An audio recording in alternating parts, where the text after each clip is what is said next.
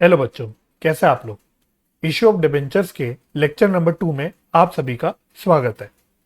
In the last lecture we covered introductory theory of this chapter as well as accounting treatment of issue of debentures for cash. तो मैं उम्मीद करता हूं आपने वो lecture देख लिया होगा। बिफोर मैं स्टार्ट करूं, अगर आप मेरे WhatsApp doubt and test series group का पार्ट बनना चाहते हैं, इसमें इनरोल कराना चाहते हैं, तो जल्दी से मेरे को इंस्टाग्राम पे मैसेज कर दीजिए या फिर एक ईमेल ड्रॉप कर दीजिए। कल यानी 25 जून को लास्ट डेट है to avail the benefit of 20% early bird discount. Detailed video का लिंक मैं डिस्क्रिप्शन और आई बटन दोनों जगह छोड़ रहा हूं, आप उसको चेकआउट कर सकते हैं।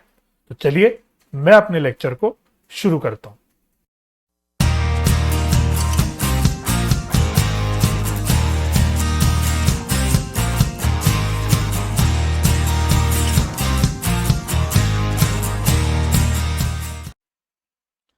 तो जो लास्ट लेक्चर में मैंने लास्ट कॉन्सेप्ट कवर किया था वो था इशू ऑफ रिडीमेबल डिबेंचर्स, जिसमें बेसिकली हमने डिस्कस किया था कि अगर डिबेंचर्स प्रीमियम पे रिडीम होते हैं तो हम किस प्रकार से इशू और अलॉटमेंट ऑफ डिबेंचर्स की एंट्रीज करते हैं।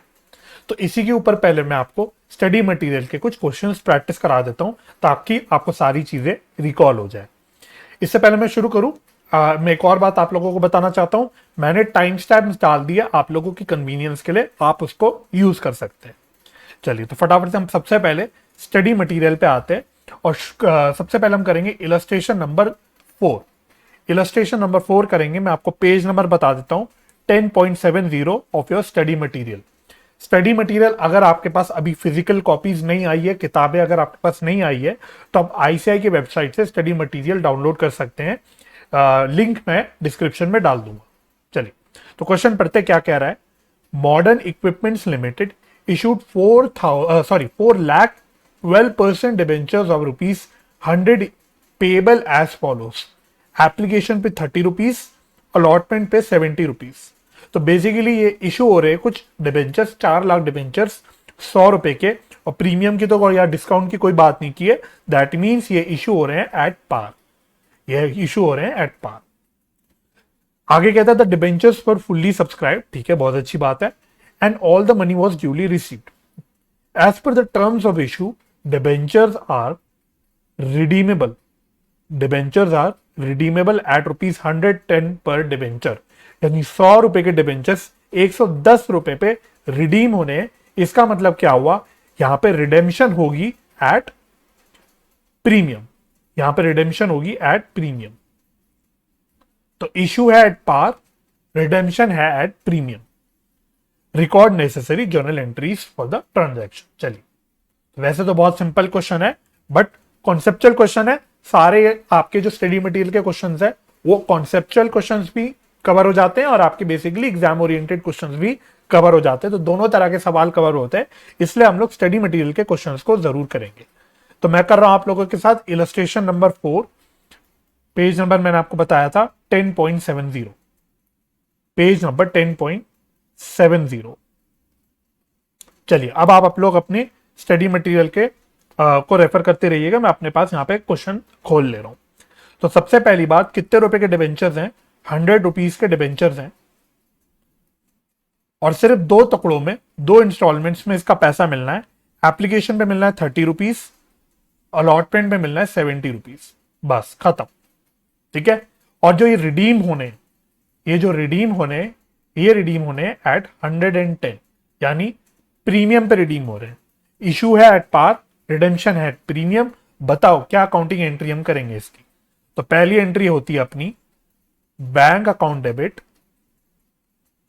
Bank account debit to debenture application account, to debenture application account. Amount कैसे कैलकुलेट करेंगे, कितने डिबेंचर्स हैं, 4 लाख डिबेंचर्स हैं, और एप्लीकेशन पे 30 रुपया मिलना है, 30 रुपीज हमें एप्लीकेशन पे मिलने हैं। तो ये कितना आ जाएगा, 12 और 6 बार 0, 1 2 3 4 5 6,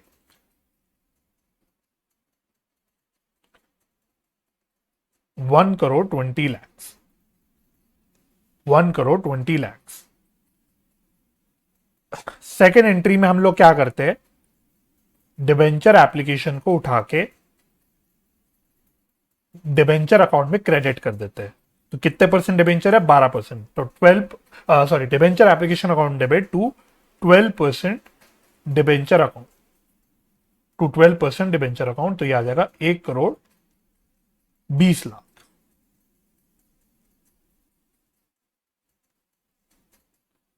आगे अब हमें ध्यान से एंट्री करनी है। आपको याद होगा लास्ट लेक्चर में मैंने आपको यह भी बताया था कि जब प्रीमियम ऑन रिडेम्पशन होता है तो उसकी लाइबिलिटी और लॉस तो हम लोग रिकॉर्ड करते ही हैं, लेकिन जहां पे हमें इश्यू प्राइस इंस्टॉलमेंट्स में मिलना होता है वहां पे हम लोग इस प्रीमियम की लाइबिलिटी और लॉस को अलॉटमेंट ड्यू करते टाइम रिकॉर्ड करते हैं, है ना। तो इस बात को आपको ध्यान रखना है, क्योंकि मैं बार बार कह रहा हूं बच्चे भूल जाते हैं, बच्चे यहां पे गड़बड़ कर देते हैं। कई बच्चे लॉस ऑन इशू और प्रीमियम और रिडेम्पशन की लाइबिलिटी यहां पे डाल के आ जाते हैं, जो कि गलत हो जाएगा। आपको अलॉटमेंट ए टाइम इसको रिकॉर्ड करना है, तो इस चीज का आपको बहुत अच्छे से ध्यान रखना है। तो हमारी एंट्री क्या होगी, डिबेंचर अलॉटमेंट अकाउंट डेबिट। यहां पे कितना अमाउंट आएगा, तो कितना पैसा ड्यू है, 4,00,000 डिबेंचर्स पे 70 रुपए हमें मिलने हैं। 4,00,000 डिबेंचर्स पे 70 रुपए हमको मिलने हैं। तो ये कितना आ जाएगा, 28 और 6 बार 0, 1 2 3 4 5 6, 2,80,00,000।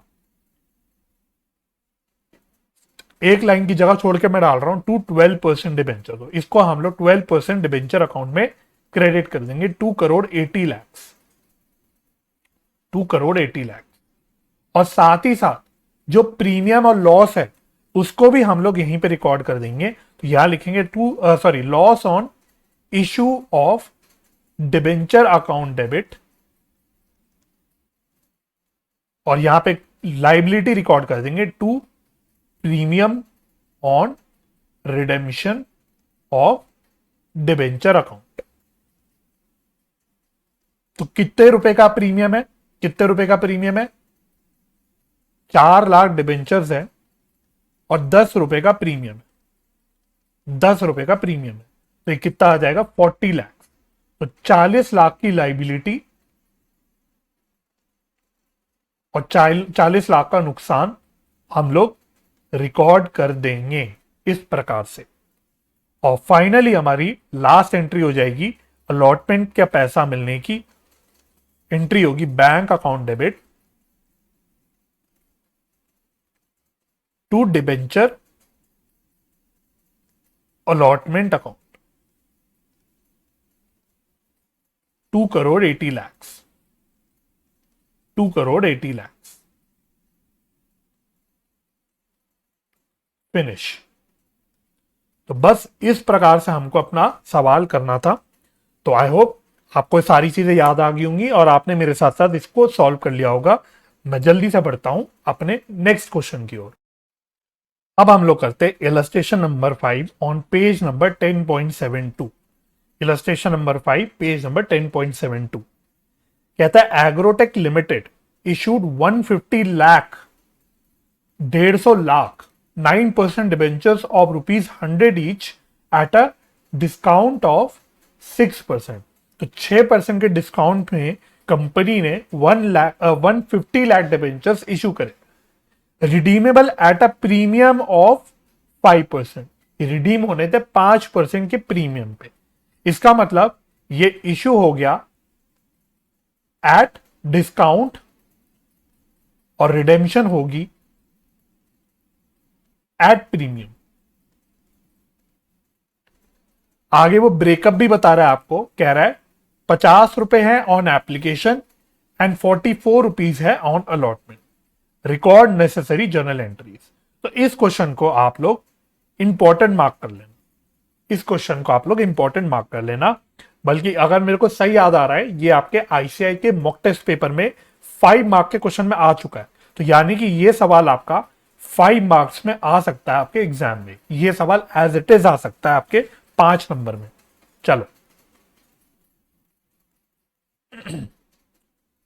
चलिए जी, तो सबसे पहले तो इसका ब्रेकअप बना देते। तो ब्रेकअप क्या बता रखा है आपको, तो 100 रुपीज के डिबेंचर्स हैं और कितने रुपए का डिस्काउंट है? 6 रुपए का डिस्काउंट है। 6% बोला है, यानी 6 रुपीज का डिस्काउंट है। इसका पहले मैं ब्रेकअप बना देता हूं, कैसे कैसे ब्रेकअप बता रखा है। तो उसने एप्लीकेशन पे 50 रुपए बोला है और अलॉटमेंट पे उसने 44 रुपीज बोला है, तो यानी हो गया 50 - 6, 50 - 6 यानी 44। अच्छा, आगे बोला हुआ है कि प्रीमियम पे ये रिडीम होना है। कितने प्रीमियम पे? 5% के प्रीमियम पे रिडीम होना है, तो 5% प्रीमियम पे रिडीम होना है। और नंबर ऑफ डिबेंचर्स उसने कितना बता रखे? 150 लाख। 150 लाख डिबेंचर्स उसने बता रखे। कितने परसेंट डिबेंचर्स हैं? 9% डिबेंचर्स। तो मैंने सारी इंफॉर्मेशन यही लिख दी ताकि मुझे अब क्वेश्चन की ओर झांकने की जरूरत ना पड़े। तो सबसे पहली बात तो देखो यार, यहाँ पे जो फिगर है ना बहुत ज्यादा आएगी। 150 लाख डिबेंचर्स इशू हो रहे हैं। ध्यान रखना, 1.5 लाख नहीं है। इसमें कई सारे बच्चे इसको 1.5 लाख लेके सॉल्व कर देते हैं। ये 150 लाख डिबेंचर्स है, यानी बहुत बड़ी अमाउंट की फिगर आने वाली है।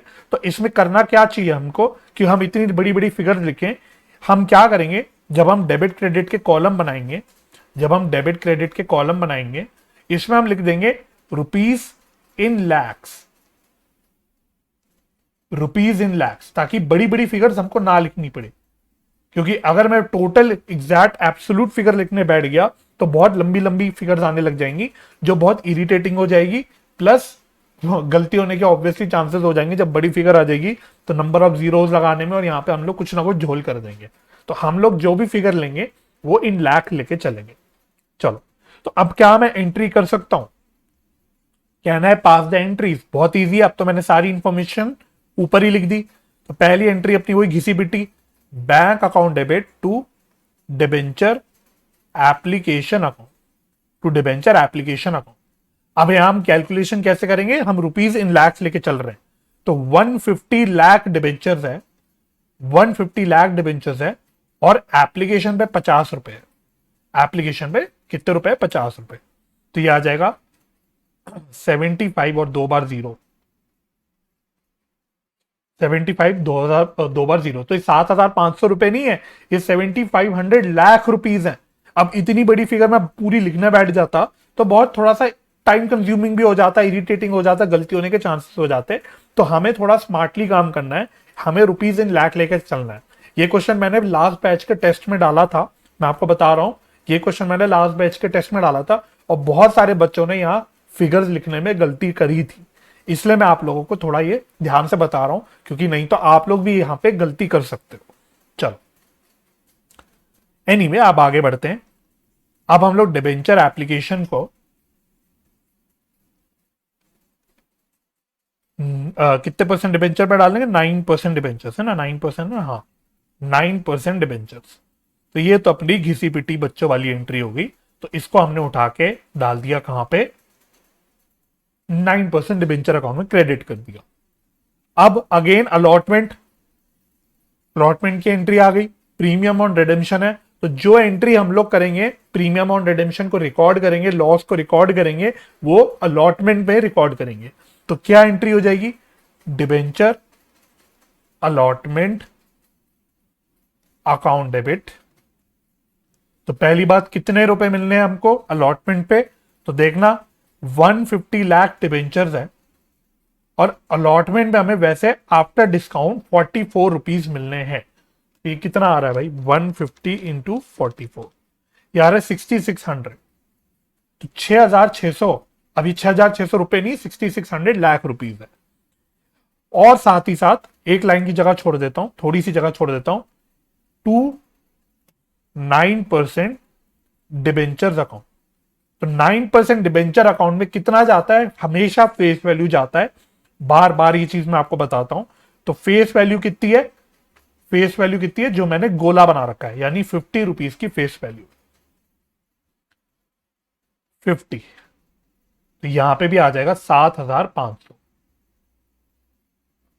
अब जो प्रीमियम ऑन रिडेम्पशन है उसकी लाइबिलिटी मैं यहीं पे रिकॉर्ड कर दूंगा। तो to premium on redemption of debentures, यहां पे कितना अमाउंट आएगा? 150 लाख डिबेंचर्स है और कितने रुपए का प्रीमियम है देखना, कितने रुपए का प्रीमियम है, 5% का प्रीमियम है, यानी 5 रुपए का प्रीमियम है, तो इंटू 5, ये आ जाएगा 75 लाख, ये आ जाएगा 75 लाख, बल्कि 750 लाख, सॉरी 750 लाख। और साथ ही साथ मैं loss on issue of debentures भी रिकॉर्ड कर दूंगा, loss on issue of debentures account. अब यहां पे हम लोग जब इशू डिस्काउंट पे होता है, रिडेम्पशन प्रीमियम पे होता है, तो हमने क्या सीखा था, हम डिस्काउंट और लॉस दोनों को क्लब कर देते हैं, मर्ज कर देते हैं और एक साथ loss on issue of debenture account में डाल देते हैं। यानी यहां पे लॉस ऑन इशू में इशू डिस्काउंट भी आएगा और साथ ही साथ प्रीमियम ऑन रिडेम्पशन दोनों आएगा। तो कैसे आप कैलकुलेशन करोगे, तो टोटल 150 लाख डिबेंचर्स हैं, कितने रुपए का डिस्काउंट है, 6 रुपए का डिस्काउंट है, कितने रुपए का प्रीमियम है, 5 रुपए का प्रीमियम है, ठीक है। तो 6 रुपए का डिस्काउंट है, 5 रुपए का प्रीमियम ऑन रिडेम्पशन है, तो टोटल 11 रुपए का लॉस हो गया पर डिबेंचर, और 150 लाख डिबेंचर्स हैं, तो ये कितना आ जाएगा, ये आ जाएगा 1650, 1650 लाख, ठीक है। तो आप अपनी एंट्री मिला के चेक करोगे तो आपकी कैलकुलेशन बिल्कुल ठीक हो जाएगी, और अल्टीमेटली फिर हम लास्ट एंट्री कर देंगे वही अलॉटमेंट का पैसा मिलने की, bank account debit to debenture allotment account, to debenture allotment account. कितना आ जाएगा आपका, कितने मिलने थे हमको, 6600 लाख। इस प्रकार से ये सवाल हमको करना था। तो होप करता हूं आपने मेरे साथ कर लिया होगा और सारी चीजें आपको क्लियर होगी। जल्दी से मैं अगले सवाल की ओर बढ़ जाता हूं। अब हमें करना है इलस्ट्रेशन नंबर 7, पेज नंबर आपका है 10.77, 10.77 पे इलस्ट्रेशन नंबर 7। इसको भी आप लोग इंपॉर्टेंट मार्क कर सकते हो, कॉन्सेप्चुअली इंपॉर्टेंट क्वेश्चन है। कहता है question, x limited issued 1,12% debentures of ₹100 each at a discount of 10%, payable in full on application,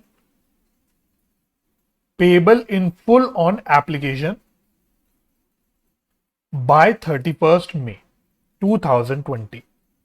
तो कहता है 100 रुपए के डिबेंचर्स इशू करे कंपनी ने 10% के डिस्काउंट पे, और सारा पैसा एप्लीकेशन के साथ देना था, और एप्लीकेशन की भी डेट आपको दे दी 31 मई की। Applications were received for 1,20,000 debentures. तो कंपनी इशू तो कर रही थी 1 लाख डिबेंचर्स, परंतु एप्लीकेशन आ गई 1,20,000 डिबेंचर्स की। तो क्या यहां पे कौन सा केस हो गया, यहां पे हो गया हमारा ओवर सब्सक्रिप्शन का केस, ओवर सब्सक्रिप्शन का केस हो गया। तो अब ओवर सब्सक्रिप्शन के साथ कंपनी ने कैसे डील किया, आगे कह रहा है वो, डिबेंचर्स वर अलॉटेड ऑन 9 जून 2020। तो भैया डेट्स की ध्यान रखना, जब भी आपको जर्नल एंट्रीज के क्वेश्चंस करने होते हैं और आपको डेट्स गिवन होती है क्वेश्चंस में, तो डेट्स का भाई बहुत ध्यान रखना होता है।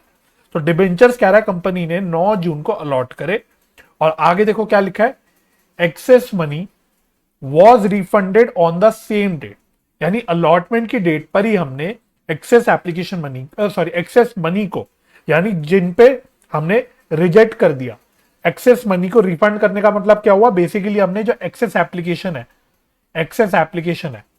उसको रिजेक्ट कर दिया, एक्सेस एप्लीकेशन रिजेक्टेड।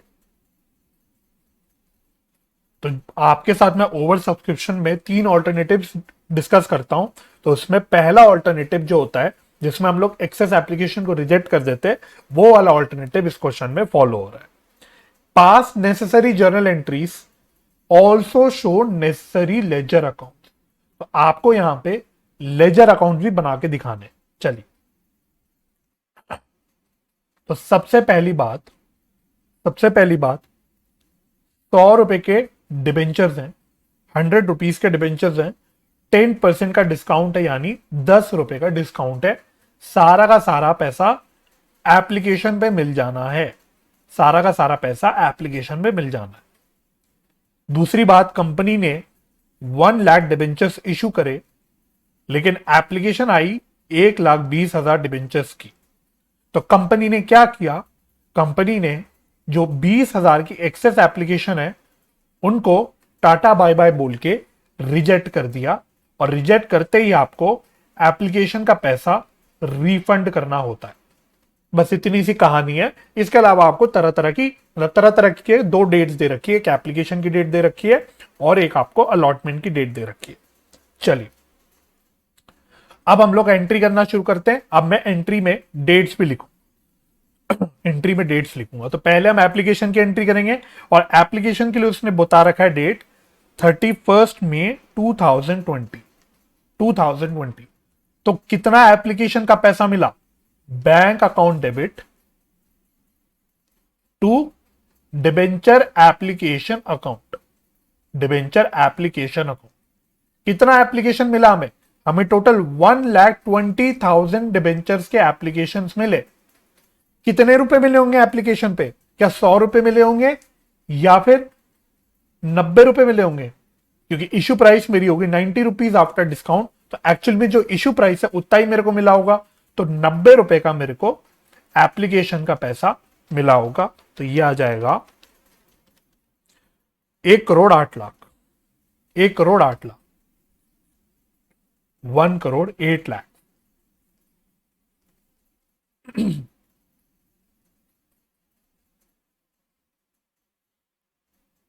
ठीक है, इसमें भी आप वो कर सकते थे जो मैंने पिछले क्वेश्चन में करा था, डेबिट में लाख में रुपीज लेके, मतलब वो आप कर सकते हो, लाख में 1,000 में रुपीज लेके वो भी कर सकते हो, कोई दिक्कत नहीं है। यहां मैं एब्सोल्यूट फिगर्स लेके चल रहा हूं। अब अगली कहानी क्या हुई, अलॉटमेंट हुई। अलॉटमेंट कौन सी डेट को हुई, क्वेश्चन ने बोला 9 जून को, 9 जून 2020 को अलॉटमेंट हुई। तो अलॉटमेंट में सबसे पहले मैं डिबेंचर एप्लीकेशन का पैसा उठा के डिबेंचर अकाउंट में डालूंगा।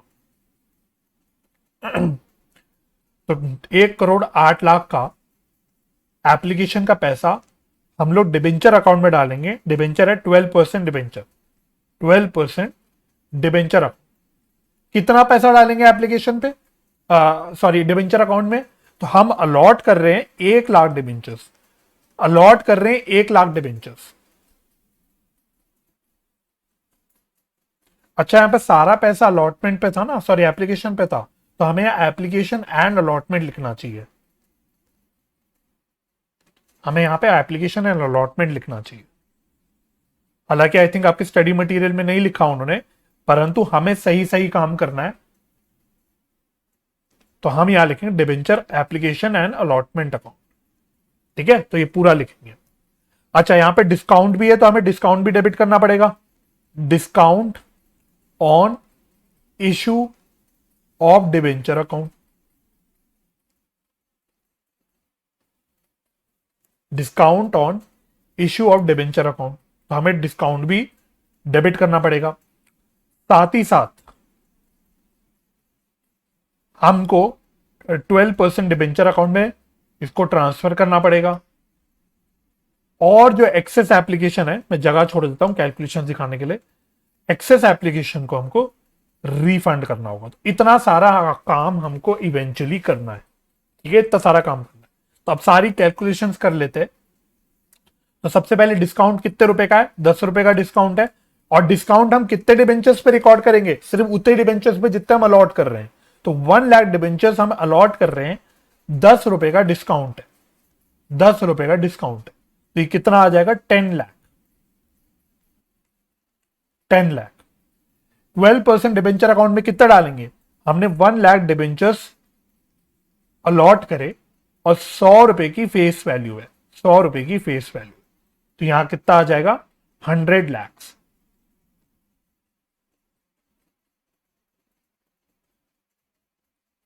या फिर 1 करोड़ रुपए। और फिर हम कितना रिफंड करेंगे, तो हमने 20,000 की जो एक्सेस एप्लीकेशन थी उनका पैसा रिफंड कर दिया। तो कितना पैसा हमें मिला था, 90 रुपए मिला था। तो 90 रुपए के हिसाब से हमने उनका पैसा रिफंड कर दिया। तो ये कितना आ जाएगा,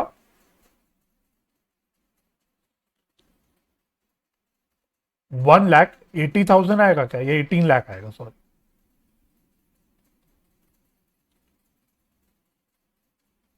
1 2 3 4 5, 18 लाख।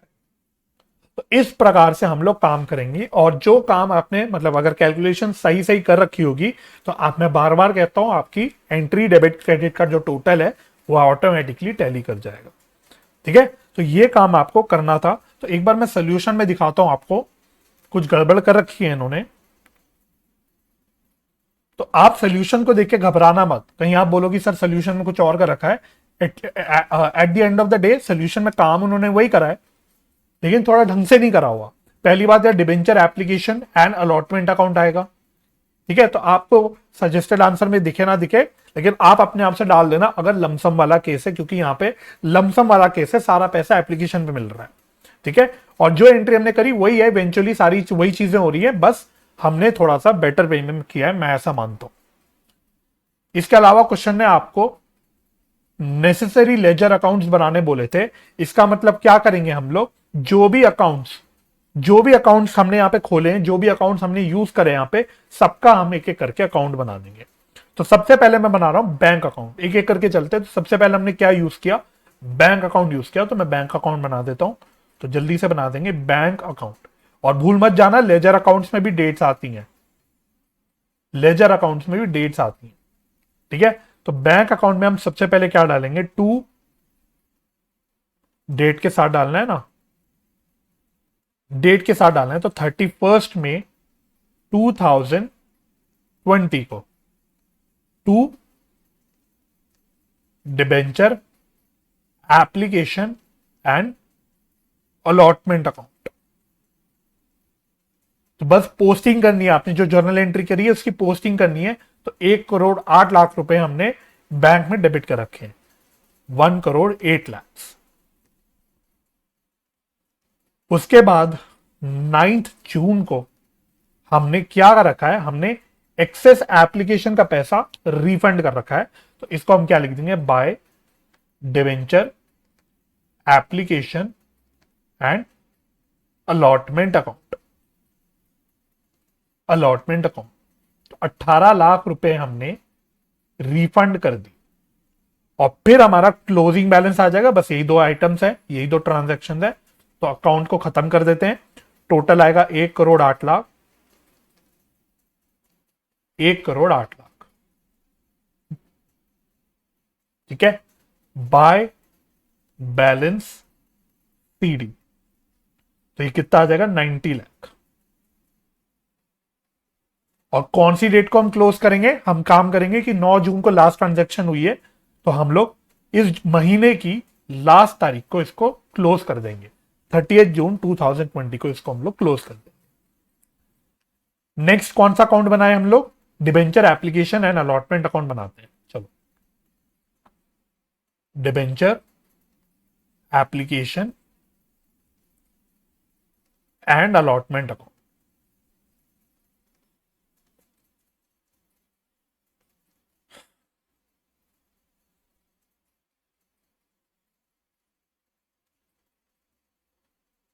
तो सबसे पहले 31 मई 2020 को हमने debenture application and allotment account को क्रेडिट कर रखा है। ठीक है, अब हम पोस्टिंग कर रहे हैं जो भी एंट्रीज हमने करी उसकी। तो debenture application and allotment account को हमने क्रेडिट कर रखा है, तो हम क्या लिखेंगे, by bank account, by bank account 1,08,00,000, 1,08,00,000 से हमने इसको क्रेडिट कर रखा है।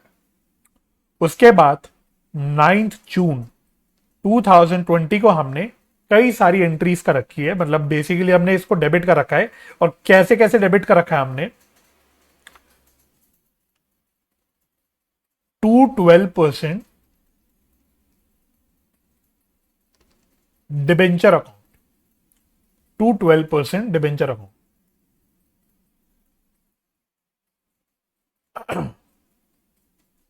इसमें हम लोग दिखाएंगे कितने, आफ्टर डिस्काउंट का अमाउंट दिखाएंगे 90 लाख,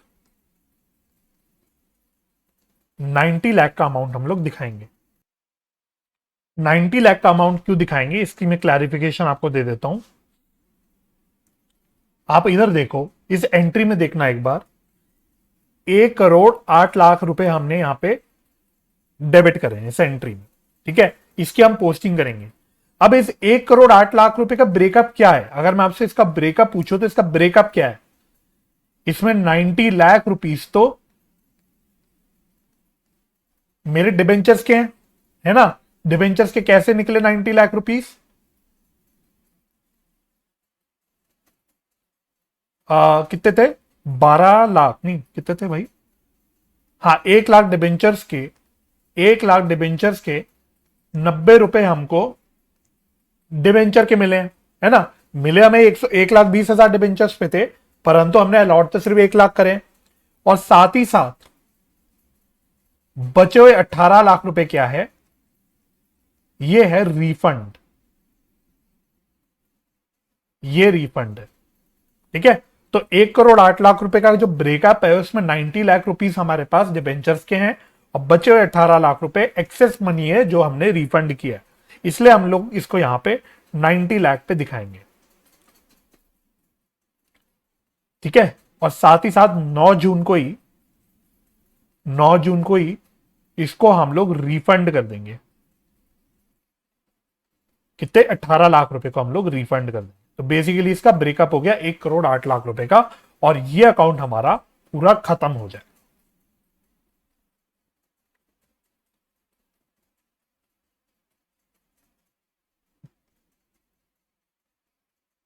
ठीक है, तो इस प्रकार से हमको इसकी पोस्टिंग करनी है। अगला अकाउंट क्या बनाए भाई? अगला अकाउंट बनाएंगे हम लोग discount on issue of debenture account बना देते हैं। Discount on issue of debenture account.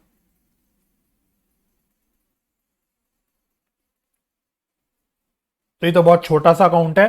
पहले हमने अलॉटमेंट यानी 9 जून को, अलॉटमेंट वाली डेट पे इसको रिकॉर्ड करा है डिस्काउंट को। तो यहां लिखेंगे टू 12% डिबेंचर अकाउंट। कितने रुपए का डिस्काउंट है? अपनी एंट्री से चेक करके चलना। 10 लाख रुपए का डिस्काउंट हमने डेबिट करा है, तो यहां हम लिख देंगे 10 लाख। बस खत्म। अब वही लास्ट डेट को 30 जून को हम लोग उठा के इसको क्लोज कर देंगे बाय बैलेंस सीडी 10 लाख। बहुत ही छोटा सा हमारा डिस्काउंट ऑन इशू का अकाउंट बन जाएगा।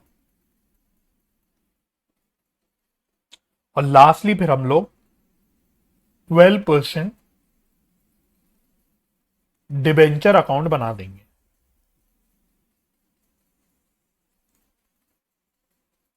12% डिबेंचर अकाउंट बना देंगे। तो क्या किया हमने? इधर आके चेक करना। 12% डिबेंचर अकाउंट को हमने 1 करोड़ रुपए से क्रेडिट करा है 9 जून को। तो 9 जून को हम इसको दिखा देंगे 9 जून 2020 by debenture application and allotment account. By debenture application and allotment account. अब यहां आंख बंद करके 1 करोड़ मत लिख देना। Debenture application and allotment account पे तो सिर्फ 90 लाख रुपए गए थे after discount, actual issue price गया था।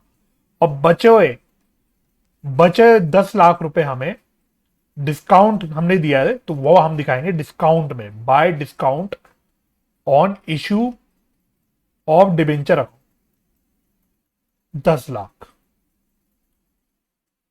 ठीक है, तो क्रॉस पोज कर रहे हैं बेसिकली। इधर आके देखना, debenture application and allotment account में हमने 12% डिबेंचर दिखाया 90 लाख रुपए का। इसको हम लोग उठा के यहां क्रॉस पोस्ट कर रहे हैं। सिमिलरली डिस्काउंट अकाउंट में हमने 12% डिबेंचर अकाउंट में 10 लाख रुपए लिखा था। अब उठा के हम इसको यहां पे क्रॉस पोस्ट कर रहे हैं। ठीक है, तो इस बात का आपको थोड़ा सा क्लियर रहना है। कोई कंफ्यूजन नहीं होनी चाहिए कि आप किस प्रकार से पोस्टिंग कर रहे हो। तो बस टोटल आ गया आपका 1 करोड़ रुपए। तो टोटलिंग यहां पे लिख देते हैं। और वही 30 जून को 30 जून को हम लोग इसका क्लोजिंग बैलेंस लिख देंगे, to balance CD 1 crore rupees. बस, तो ये काम इसमें हमें करना था। ये क्वेश्चन मैंने इसलिए कराया क्योंकि एक तो इसमें छोटा सा ओवर सब्सक्रिप्शन वाला पॉइंट था जिसमें हमने फर्स्ट ऑल्टरनेटिव यूज किया था, और साथ ही साथ उसने आपको लेजर अकाउंट्स बनाने भी बोले थे। और इस क्वेश्चन में डाउट आ सकता है बच्चों का कि कैसे हम लोग लेजर अकाउंट बनाएंगे, किस प्रकार से हम पोस्टिंग करेंगे, इसलिए मैंने स्पेसिफिकली ये सवाल आपको करवा दिया। तो आई होप आपको ये समझ आ गया होगा और आपने मेरे साथ साथ पूरा क्वेश्चन सॉल्व कर दिया होगा। अब हम लोग अपनी कहानी को आगे बढ़ाते हैं। अब हम अपना नेक्स्ट कॉन्सेप्ट शुरू करते हैं जिसका नाम है issue of debentures as collateral security. Issue of debentures as collateral security, तो बहुत सिंपल सी कहानी है इसमें। सपोज एक कंपनी है एक्स लिमिटेड, एक कंपनी है एक्स लिमिटेड, ये एक बैंक के पास जाती है, ये एक बैंक के पास जाती है, बैंक से कहती है कि बैंक मेरे को एक लोन चाहिए, मुझको एक लोन चाहिए। तो बैंक बोलता है ठीक है, हम आपको लोन दे देंगे, आप एक काम करो, हमें कुछ सिक्योरिटी दो, लोन के अगेंस्ट कुछ सिक्योरिटी दो। तो एक्स लिमिटेड कहती है चलो ठीक है, मैं स्टॉक दे देती हूं, मैं अपने स्टॉक गिरवी रखवा लेती हूं बेसिकली आपके पास। एक्स लिमिटेड स्टॉक गिरवी रखवा लेती है और बदले में बैंक कहती है चलो हम लोन दे देंगे। लेकिन लोन देने से पहले बैंक कहती है कि एक यार हमको ना अभी जम नहीं रहा, हमको डर है, अभी भी हमको सेफ्टी फील हो रहा। ठीक है, आप अपने स्टॉक्स तो हमारे पास रखवा रहे हो गिरवी, लेकिन अभी भी मेरे को लग नहीं रहा कि मेरा जो मैं लोन दूंगी वो सिक्योर्ड होगा। आप हमें कुछ और भी दो, आप हमें कुछ और भी दो। ठीक है, स्टॉक तो आपकी प्राइमरी सिक्योरिटी हो गई, स्टॉक तो आपकी प्राइमरी सिक्योरिटी हो गई, मान गए, लेकिन आप हमें कुछ और भी दो, आप हमें कुछ और तसल्ली भी दो ताकि हम सेफ फील कर पाए कि हम आपको लोन दे पाए। तो एक्स लिमिटेड कहती है देखो, अब मेरे पास और कोई एसेट तो गिरवी रखवाने के लिए है नहीं, मेरे बाकी सारे एसेट्स ऑलरेडी प्लेज कर रखे हैं या गिरवी हो रखे हैं। तो आप एक काम करो, एक्स लिमिटेड कहती है आप हमारे डिबेंचर्स के कागज रख लो अपने पास, आप हमारे डिबेंचर्स के कागज भी रख लो अपने पास। ठीक है, हमारे इतने डिबेंचर्स हैं, हमारे पास पावर है कि हम इतने रुपए के डिबेंचर्स इशू कर सकते हैं। तो हम एक काम कर रहे हैं, हम ये डिबेंचर्स बाहर किसी और को कैश में इशू करने की जगह हम आपके पास रखवा लेते हैं डिबेंचर्स के कागज। अगर कल को हम लोन ना रीपे कर पाए, अगर हमारा कोई डिफॉल्ट हो जाए, तो आपके पास पहले तो स्टॉक है ही है, स्टॉक से तो आप अपना रियलाइज कर ही सकते हो।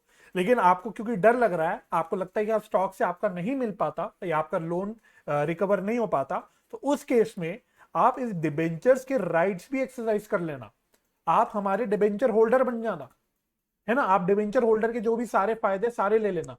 तो हम आपके पास डिबेंचर का कागज रखवा रहे हैं, अभी खाली हम एज सिक्योरिटी रखवा रहे हैं। अभी आप डिबेंचर होल्डर नहीं बनोगे बैंक, अभी हम जब तक लोन पे करते रहेंगे तब तक आप डिबेंचर होल्डर नहीं बनने वाले, हम सिर्फ के कागज आपके पास रख रहे हैं। डिबेंचर होल्डर नहीं बनोगे का क्या मतलब है, आप हमारे से प्रिंसिपल, डिबेंचर का प्रिंसिपल मांगने नहीं आ सकते, आप हमारे से डिबेंचर पे इंटरेस्ट मांगने नहीं आ सकते। आप जो हमें लोन दे रहे हो, आप हमें जो लोन दे रहे हो उस लोन पे इंटरेस्ट ले लेना, एज पर जो भी हमारा टर्म है लोन पे इंटरेस्ट ले लेना, लेकिन इस डिबेंचर पे इंटरेस्ट नहीं लेना, क्योंकि आप अभी हमारे डिबेंचर होल्डर नहीं बन रहे, हम सिर्फ सिक्योरिटी के लिए कागज आपके पास रखवा रहे। तो क्या कहानी हुई, कहानी में क्या हुआ कि भाई बैंक ने लोन दिया एक्स लिमिटेड को, एक कंपनी को, एक प्राइमरी सिक्योरिटी ले ली। यहां पे प्राइमरी सिक्योरिटी मैंने बोला स्टॉक, कोई भी प्राइमरी सिक्योरिटी हो सकती है, कंपनी के कोई भी एसेट्स हो सकता है एज प्राइमरी सिक्योरिटी। और बैंक को एक्स्ट्रा दिलासा देने के लिए, बैंक को एक्स्ट्रा सिक्योरिटी देने के लिए एक सेकेंडरी सिक्योरिटी भी दे दी हमने। क्या दे दी, डिबेंचर्स। कंपनी ने अपने डिबेंचर्स के कागज दे दिए बैंक को एज सेकेंडरी सिक्योरिटी। तो जब कंपनी ये डिबेंचर्स ऐसे सेकेंडरी सिक्योरिटी दे देती है बैंक को, इसी को हम लोग बोल देते हैं issue of debentures as collateral security. Collateral security हमारा कॉन्सेप्ट क्या कहता है, जो डिबेंचर्स इशू हो रहा है एज कोलैटरल सिक्योरिटी, इस पे अभी लेंडर, मेरे इस केस में बैंक, कोई भी राइट एक्सरसाइज नहीं कर सकता डिबेंचर होल्डर के। है ना, यानी वो डिबेंचर जितने भी फेस वैल्यू के इशू हो रहे हैं एज कोलैटरल सिक्योरिटी, उसका फेस वैल्यू की रीपेमेंट की मांग नहीं रख सकता, वो इस डिबेंचर पे कोई भी इंटरेस्ट की मांग नहीं रख सकता। जब तक लोन टाइमली पे हो रहा है, जब तक सब कुछ ठीक चल रहा है, तब तक डिबेंचर होल्डर के कोई भी राइट्स नहीं मिलेंगे बैंक को। सिर्फ ये राइट्स कब एक्सरसाइज होंगे बैंक के द्वारा, जब लोन की रीपेमेंट में कोई डिफॉल्ट हो जाता है। और कॉन्सेप्चुअली मैं ये भी कह देता हूं, प्राइमरी सिक्योरिटी जब कम पड़ जाती है लोन रिकवर करने के लिए, तभी बैंक क्या कर सकती है, डिबेंचर्स पे अपने राइट्स एक्सरसाइज कर सकती है। ये है पूरा debentures, issue of debentures is collateral security का कॉन्सेप्ट, इसकी पूरी कहानी। ठीक है, आइए जी फटाफट से नोट्स पढ़ते क्या कहते हैं हमारे। ठीक है, तो ये जो सारी कहानी मैंने आपको बताई, आप इसी के हम सारे नोट्स पढ़ लेते हैं जल्दी से, तो आप नोट्स अपने पास लिख सकते हैं इसको। ठीक है, तो नोट डाउन कर लेना। और बल्कि जिन बच्चों ने 12वीं में अच्छे से पढ़ा होगा ये कॉन्सेप्ट भी, तो उनको बिल्कुल लगेगा कि हम सेम चीज ही लिख रहे हैं जो हमने 12वीं में लिखी थी। ठीक है, आ जाओ। तो मैंने बोला collateral security means what, secondary security. Secondary security क्यों कह रहे हैं, ये मैं आपको कहानी की हेल्प से बता चुका। तो collateral security means secondary security for a loan which can be realized by the lender in case of default in repayment of loan or interest thereon or both। है ना, लोन की जब बात होती है तो लोन का इंटरेस्ट भी जोड़ दिया जाता है, वो भी पार्ट ऑफ द लोन ही मान लेते हैं, है ना, क्योंकि बैंक को लोन का जो प्रिंसिपल है वो तो लौटाना ही लौटाना है, साथ में इंटरेस्ट भी देना है। तो प्रिंसिपल प्लस इंटरेस्ट दोनों का जब डिफॉल्ट हो जाए, तब क्या कर सकते हैं हम लोग, मतलब बैंक क्या कर सकती है, लेंडर क्या कर सकता है, इस डिबेंचर पे अपने राइट्स एक्सरसाइज कर सकता है। आगे बोला कंपनी में issue its own debentures as collateral security. तो यही कहानी है भाई, कॉन्सेप्ट ही हमारा ये है, इशू ऑफ डिबेंचर्स। हम यहां पे डिबेंचर्स की बात कर रहे हैं, तो कंपनी अपने डिबेंचर्स को एज कोलैटरल सिक्योरिटी इशू कर सकती है। नेक्स्ट, ये इंपॉर्टेंट पॉइंट है जो हमेशा आपको याद रहना चाहिए,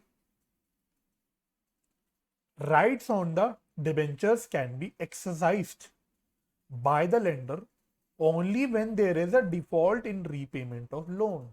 है ना, तो हमने क्या बोला कि डिबेंचर्स पे राइट्स तभी एक्सरसाइज होंगे जब कोई डिफॉल्ट हो जाए, यानी कि लेंडर डिबेंचर्स की प्रिंसिपल या फेस वैल्यू की रीपेमेंट की बात नहीं कर सकता, ना ही डिबेंचर्स पे कोई इंटरेस्ट मांग सकता है।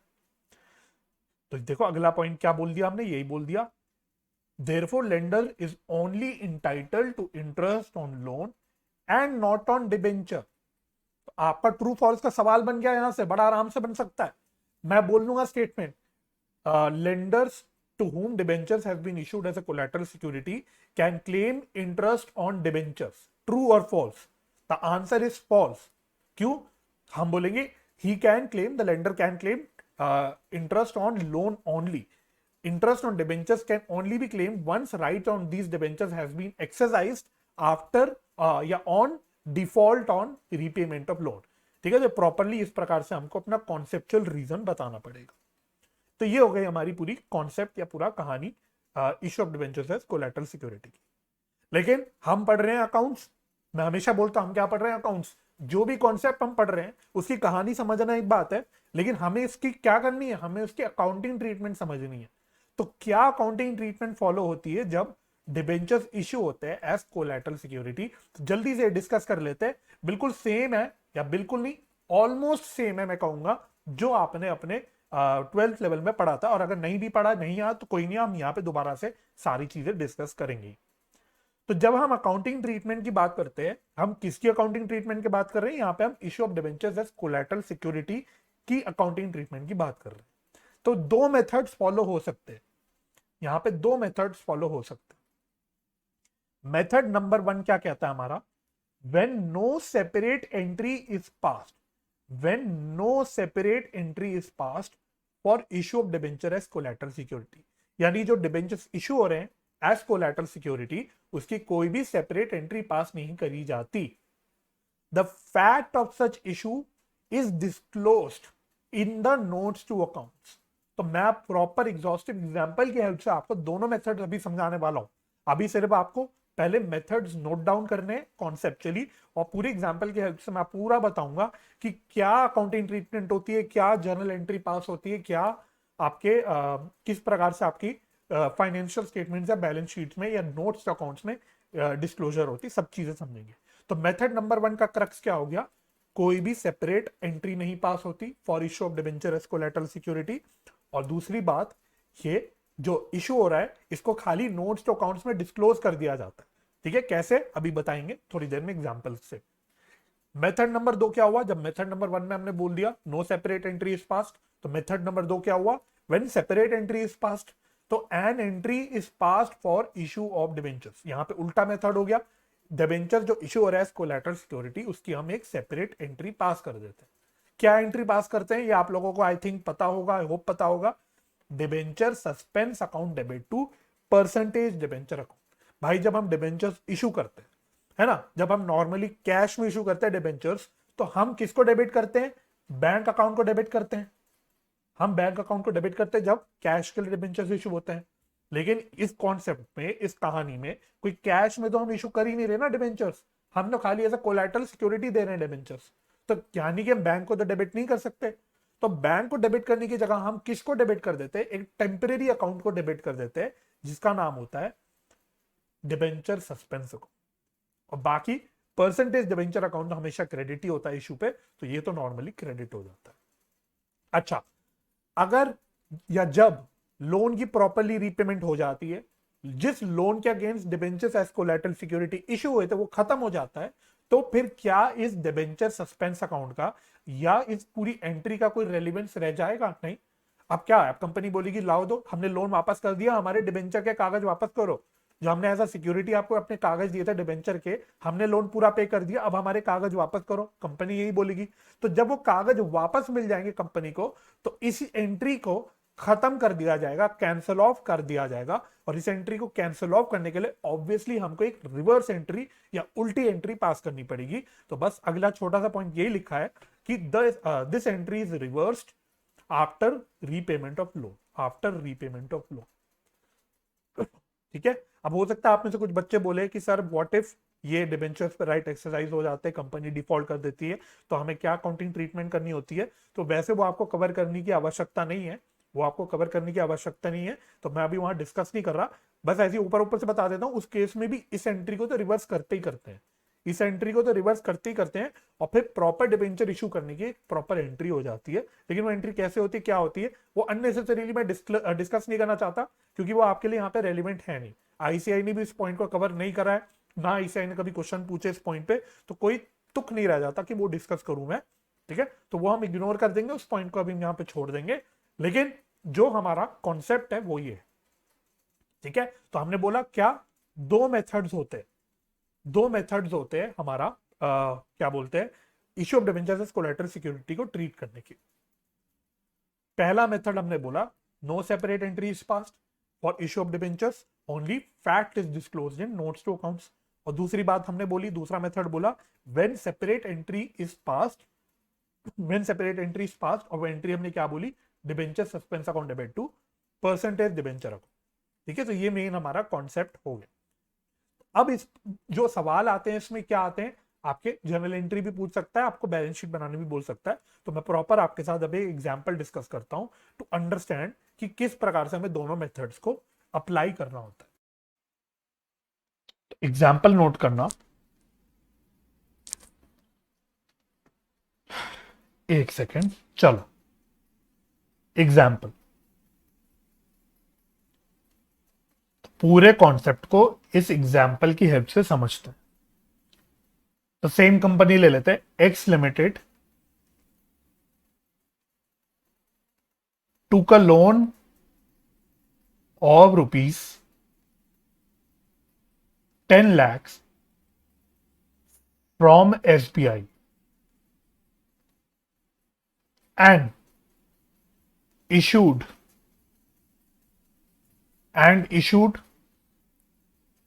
12,000 8% debentures of rupees 100 each as collateral security.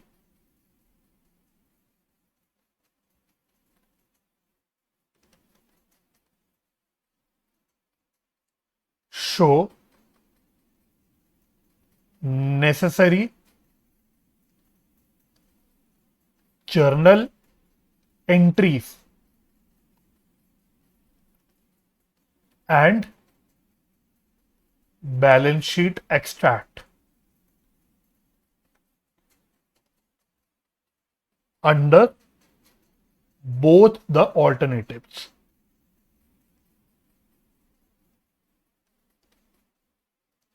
ठीक है, तो इस एग्जाम्पल की हेल्प से मैं आपको दिखाता हूं कि क्या क्या आपको एंट्रीज पास करनी होती है और किस प्रकार से आपको बैलेंस शीट दिखानी होती है, क्योंकि आपसे एग्जाम में दोनों में से कुछ भी पूछा जा सकता है ना। और आपको दोनों भी ऑल्टरनेटिव्स में पता होने चाहिए कि क्या क्या एंट्री पास करोगे और किस प्रकार से आपको बैलेंस शीट का डिस्क्लोजर करना है। और यहां पे मैं आपको पहले से वार्न कर देता हूं, थोड़ा सा आपको मेंटली प्रिपेयर कर देता हूं कि एक छोटा सा आपको फर्क यहां पे दिखने वाला है।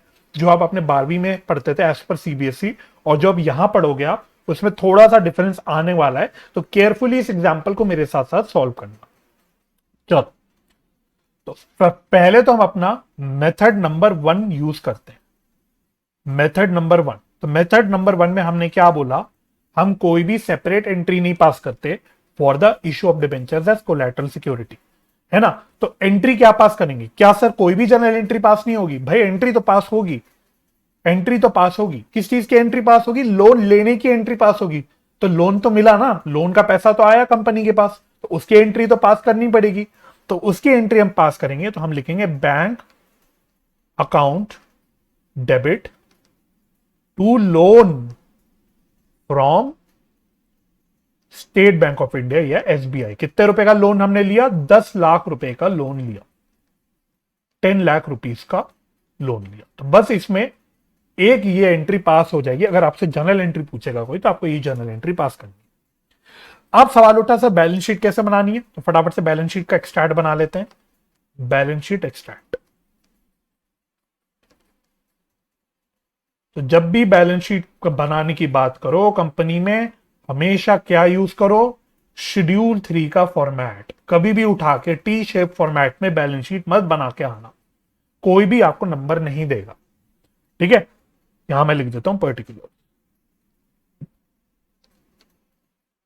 तो किस प्रकार से हम बैलेंस शीट बनाएंगे, किस प्रकार से आप बैलेंस शीट बनाओगे? सिर्फ एक्सट्रैक्ट बना रहे तो खाली लोन की डिस्क्लोजर दिखा रहा हूं, तो फर्स्ट मेथड हम फॉलो कर रहे हैं। तो आपका इक्विटी एंड लाइबिलिटीज, आप लोग मेरे साथ अपने रजिस्टर्स में इसको बनाना जरूर। Equity and liabilities, equity and liabilities में हम लोग नॉन करेंट लाइबिलिटी के अंदर दिखाएंगे, non current liability, non current liability. इसमें भी हम दिखाएंगे लॉन्ग टर्म बोरोइंग्स, और लॉन्ग टर्म बोरोइंग्स को हम लोग नोट नंबर 1 में दिखाएंगे क्या है।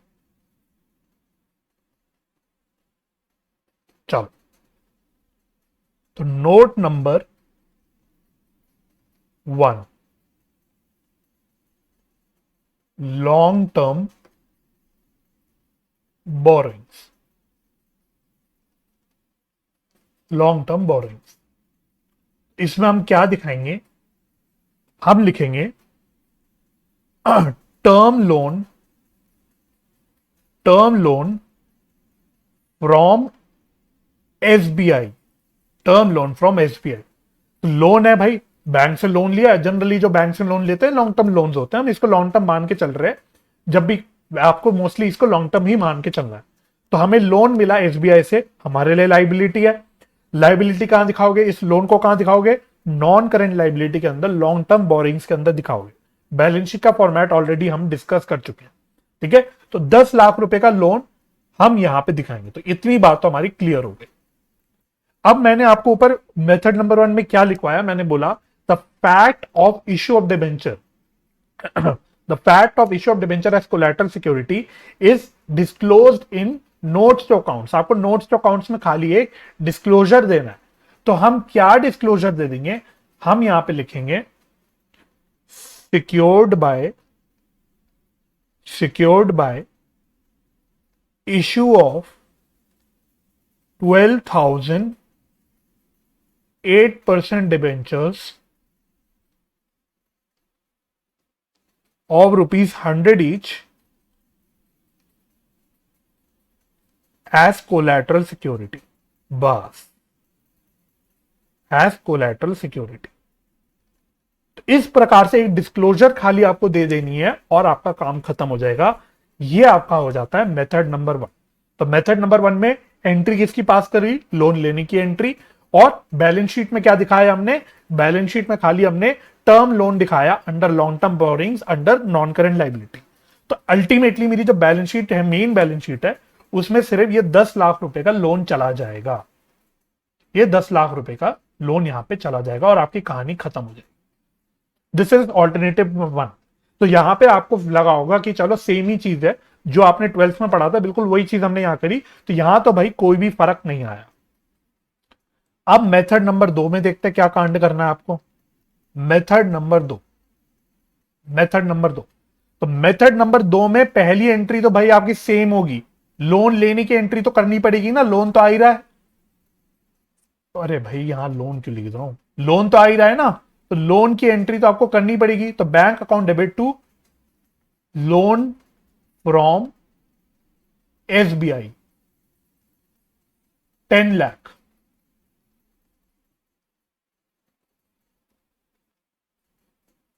एक ही आपकी एंट्री हो जाएगी। और हमने क्या बोला, मेथड नंबर 2 में हम issue of debenture as collateral security की एक एंट्री पास करते हैं। और क्या एंट्री पास करते हैं, debenture suspense account debit to 8% debentures account. अब 12,000 डिबेंचर्स इशू करे हैं 100 रुपए के, तो टोटल अमाउंट आ जाएगा 12 लाख। 12 लाख। तो ये हो गई आपकी जर्नल एंट्रीज। तो ये भी सेम है, 12वीं की तरह ही है, यहां पे भी आपका कोई भी फर्क नहीं आया। अब यहां जब मैं बैलेंस शीट बनाऊंगा तो वहां पे आपको थोड़ा सा लगेगा कि सर यहां तो कुछ हम अलग कर रहे हैं। ठीक है, तो जल्दी से देखते हैं इसकी बैलेंस शीट कैसे बनेगी। तो जल्दी से देखते हैं हमें क्या बैलेंस शीट इसमें बनानी है। तो जल्दी से मैं आपके साथ साथ एक बैलेंस शीट का एक्सट्रैक्ट बना रहा हूं। यहां मैं खाली एक्सट्रैक्ट बना रहा हूं, वैसे आप चाहो तो पूरी बैलेंस शीट भी बना सकते हो, बट मैं खाली एक्सट्रैक्ट बना रहा हूं।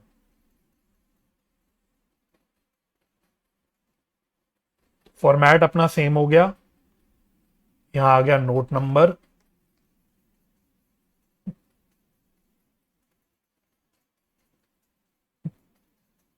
यहां आ गया पर्टिकुलर्स। तो एक काम करते हैं, यहां पे पूरी बैलेंस शीट ही बनाते हैं। ठीक है, क्वेश्चन आपसे एक्सट्रैक्ट बोलेगा तो एक्सट्रैक्ट बनाएंगे, क्वेश्चन आपसे पूरी बैलेंस शीट मांगेगा तो हम पूरी बैलेंस शीट बनाएंगे। तो चलो यहां मैं आपको पूरी बैलेंस शीट बना के दिखाता हूं ताकि सारी चीजें क्लियर हो जाए।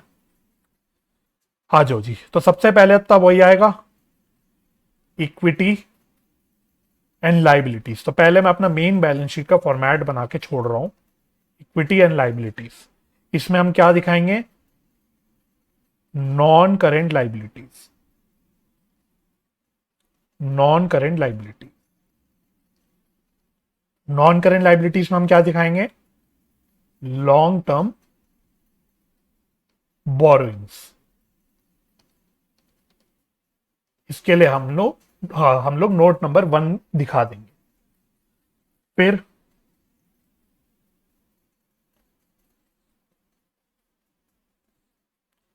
अब हम लोग आ जाते हैं एसेट्स में, एसेट्स में आ जाते हैं।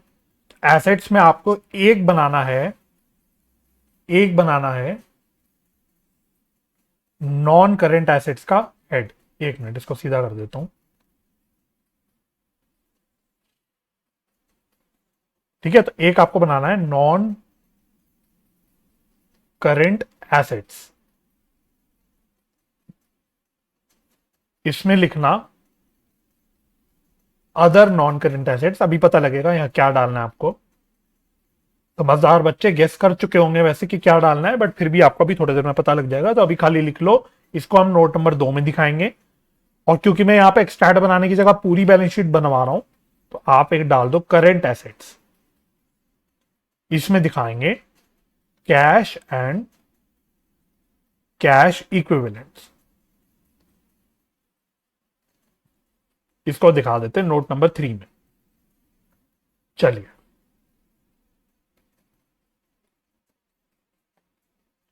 अब हम नोट्स टू अकाउंट्स बनाना शुरू करते हैं। Notes to accounts. तो पहला नोट हमने बनाना है लॉन्ग टर्म बोरोइंग्स का।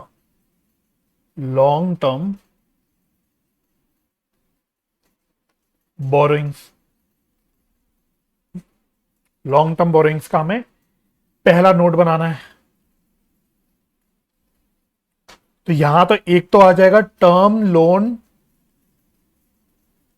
फ्रॉम एसबीआई, 10 लाख रुपए का लोन आ जाएगा। और यहां पे आपको क्या दिखाना है, 8% डिबेंचर्स। 8% डिबेंचर्स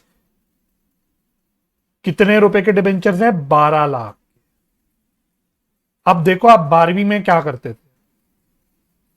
अब जो मैं बता रहा हूं 12वीं का बता रहा हूं, इसलिए अभी आप लिखना मत, खाली सुनना। आप 12वीं में करते थे, आप अंदर लिखते थे 12 लाख, मतलब जितने के डिबेंचर्स हैं। और जो डिबेंचर सस्पेंस अकाउंट होता था उसको आप यहीं से एडजस्ट कर देते थे और अल्टीमेटली बाहर आपकी फिगर 0 आती। ये आप करते थे काम 12वीं में, ठीक है, क्योंकि ये काम आपको सीबीएसई करने बोलता था। अब हम सीबीएसई के एग्जाम तो दे नहीं रहे, अब हम आईसीआई के एग्जाम दे रहे हैं, हम सीए के पेपर दे रहे हैं। तो अब हमें आईसीआई की सुननी पड़ेगी कि आईसीआई क्या कह रहा है। तो आईसीआई ये तरीका नहीं बताता आपको। अब आईसीआई क्या बोलता है, अब हम उसको देखते हैं। तो आईसीआई कहता है भाई डिबेंचर अकाउंट तो आप दिखाओ ही दिखाओ 12 लाख का, ठीक है। तो आपकी लॉन्ग टर्म बोरिंग्स की टोटल फिगर आ जाएगी 22 लाख। 22 लाख। अब सवाल उठा, सर डिबेंचर सस्पेंस अकाउंट का क्या करें हम। तो डिबेंचर सस्पेंस अकाउंट को हम दिखा देते हैं अदर नॉन करेंट एसेट्स में।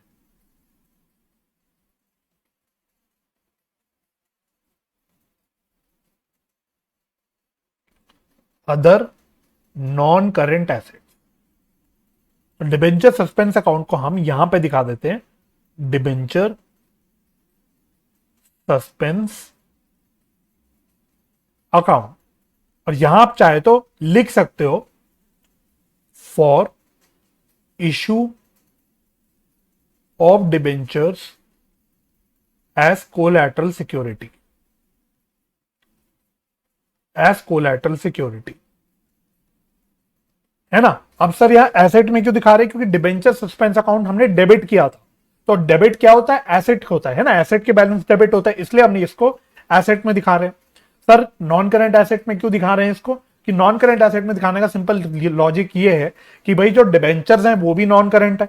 डिबेंचर नॉन करेंट क्यों है, क्योंकि लोन नॉन करेंट है। मतलब जब तक लोन जिंदा है तब तक डिबेंचर को भी जिंदा रहना पड़ेगा, जो हम कोलैटरल सिक्योरिटी की तरह इशू कर रहे हैं। तो लोन अगर लॉन्ग टर्म है तो कोरेस्पॉन्डिंगली उसका डिबेंचर भी लॉन्ग टर्म चलता रहेगा, और उससे रिलेटेड जो डिबेंचर सस्पेंस अकाउंट में डेबिट किया वो भी एक लॉन्ग टर्म चलता रहेगा। तो सारी चीजें नॉन करेंट नेचर की अपनी चलती रहेंगी, है ना। तो बस इतना आपको पता होना है और ज्यादा इसकी गहराई में नहीं जाना। तो बस इतना याद रखना कि जो डिबेंचर सस्पेंस अकाउंट हमने 12 लाख रुपए का डेबिट किया था वो हम अदर नॉन करेंट एसेट्स में दिखा देते हैं। तो यहां पे मैं मार्क कर देता हूं स्टार, ठीक है। तो ये पॉइंट आपका एक नया पॉइंट है। ये काम हम 12वीं में नहीं करते थे। तो 12वीं में जो करते थे वो भी गलत नहीं था, वो भी ठीक था, लेकिन अब वो सीबीएसई के अकॉर्डिंग करते थे। अब हम लोग काम कर रहे हैं एज पर आईसीआई। तो आईसीआई हमें ये काम करने बोल रहा है, ठीक है। तो ये हमारा काम खत्म। इसके अलावा थर्ड नोट में आप चाहो तो दिखा सकते हो कैश एंड कैश इक्विवेलेंट्स। इसमें हम दिखा देंगे cash at bank. Cash at bank, कितने रुपए का कैश है, मतलब कितने रुपए का बैंक है, तो कितने रुपए का लोन हमें आया, यहां देखना 10 लाख रुपए का हमारे पास लोन आया था बैंक में। तो इसको हम लोग यहां पे दिखा देंगे 10 लाख। तो बस अब मैं अपनी बैलेंस शीट पूरी कर देता हूं। बैलेंस शीट पूरी कर देते हैं। तो लॉन्ग टर्म बोरिंग्स में आया 22 लाख, टोटल आ गया 22 lakh.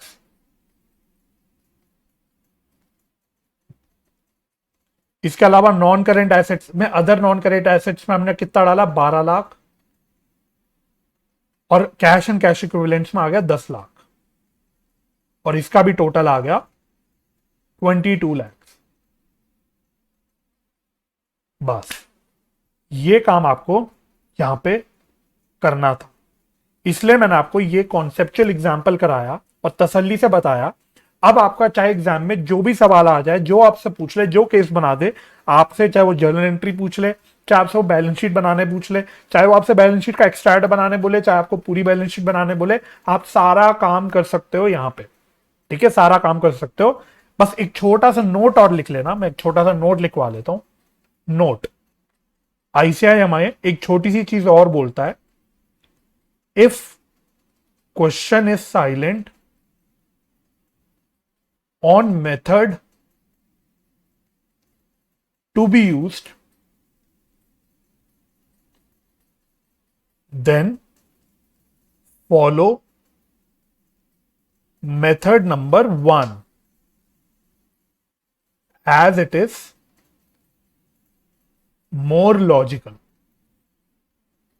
as it is more logical।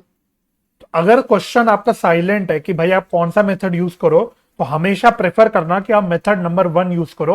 Method number 1 मतलब कौन सा, जिस मेथड में हम कोई भी डिबेंचर सस्पेंस अकाउंट नहीं खोलते, क्योंकि यार डिबेंचर सस्पेंस अकाउंट खोलना मतलब एक प्रकार का हम फिक्टिशियस एसेट अकाउंट बना रहे हैं, एक्चुअली में कोई एसेट तो है नहीं, है ना, एक्चुअली में गलत है, हम एसेट में दिखा रहे हैं फिक्टिशियस एसेट की तरह डिबेंचर सस्पेंस को, लेकिन ये कोई एसेट थोड़ी ना है, तो वो लॉजिकल नहीं होता तरीका। इसलिए अगर क्वेश्चन क्लियरली ना बोले तो हमेशा अपना सिंपल मेथड नंबर 1 फॉलो करो, और आपके लिए बेनिफिशियल भी वही है, क्योंकि मेथड नंबर 1 में आपको काम भी कम करना होगा, जर्नल एंट्री भी एक ही पास करनी है और बैलेंस शीट भी कंपैरेटिवली छोटी बनेगी।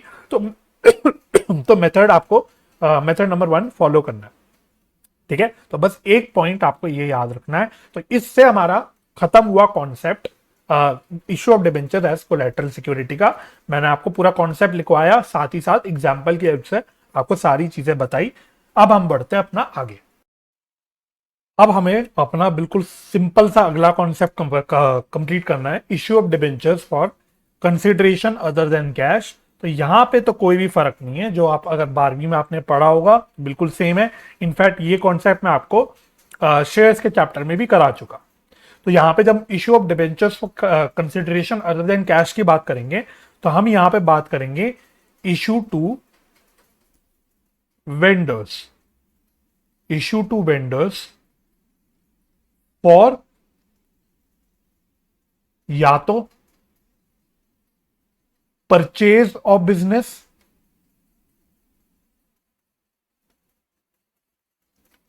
और या फिर purchase of assets, purchase of assets. क्या क्या एंट्री हमको पास करनी होती है, तो जल्दी से हम लोग अपनी एंट्री पास कर लेते हैं। तो फर्स्ट एंट्री हमारी होती है, first entry A for purchase of business, for purchase of business. तो परचेज ऑफ बिजनेस के लिए हम क्या एंट्री पास करते हैं, सन्ड्री एसेट्स अकाउंट डेबिट। इसमें हम लोग इंडिविजुअली सारे एसेट्स लिखते हैं,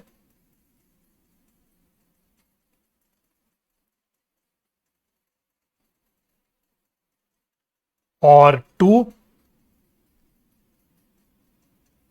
sundry liabilities account.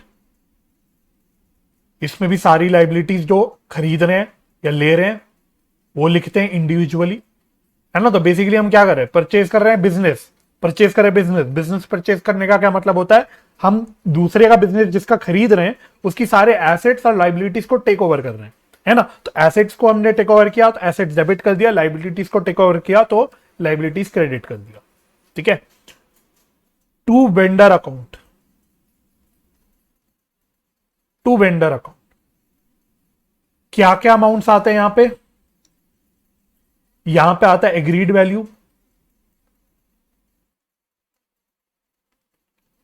Agreed value.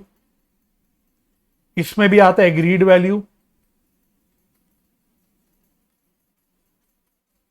और इसमें आता है agreed purchase consideration, agreed purchase consideration, agreed PC, PC मतलब प्रियंका चोपड़ा नहीं, एग्रीड परचेज कंसिडरेशन, पीसी मतलब परचेज कंसिडरेशन।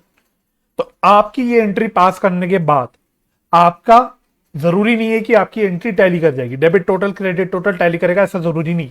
आपका बैलेंस बच सकता है, हो सकता है आपका बैलेंस यहां बच जाए, हो सकता है आपका बैलेंस यहां बच जाए। तो अगर बैलेंस यहां बचता है तो इसको हम बोलते हैं गुडविल अकाउंट, गुडविल अकाउंट। और अगर मेरा बैलेंस यहां बच जाता है तो इसको हम लिख देते हैं कैपिटल रिजर्व।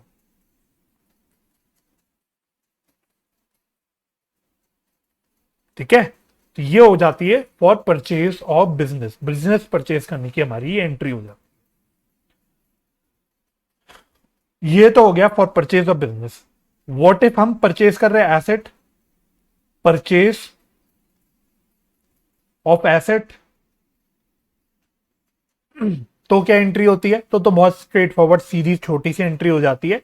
जो एसेट खरीद रहे हैं उसको लिख देते हैं एसेट अकाउंट डेबिट, और जिससे खरीद रहे हैं उसको लिख देते हैं टू वेंडर अकाउंट, खत्म। ठीक है, तो यहां आ गया agreed purchase consideration, agreed PC. तो ये हो गई मेरी पहली एंट्री। बिजनेस परचेज किया तो क्या एंट्री पास करेंगे, एसेट परचेज किया तो क्या एंट्री पास करेंगे। नेक्स्ट, सेकंड हमको क्या एंट्री पास करनी होती है? सेकंड हमें इश्यू ऑफ डिबेंचर्स की एंट्री पास करनी होती है। तो उसकी क्या एंट्री बन जाती है? Vendor account debit to bank account to bills payable account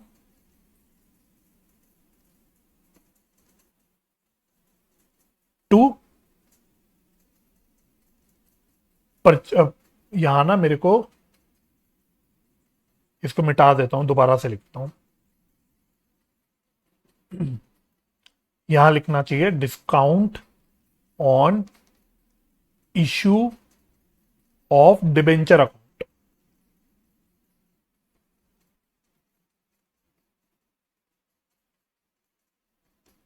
यहां लिखना चाहिए to bank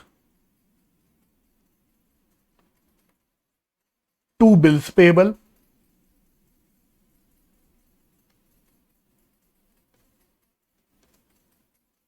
to percentage debenture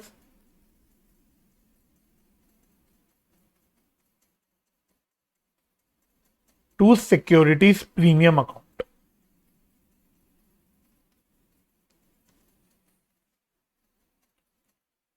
क्या क्या फिगर आएंगी इनमें? वेंडर में तो वो एग्रीड परचेज कंसिडरेशन पूरा डेबिट हो जाएगा।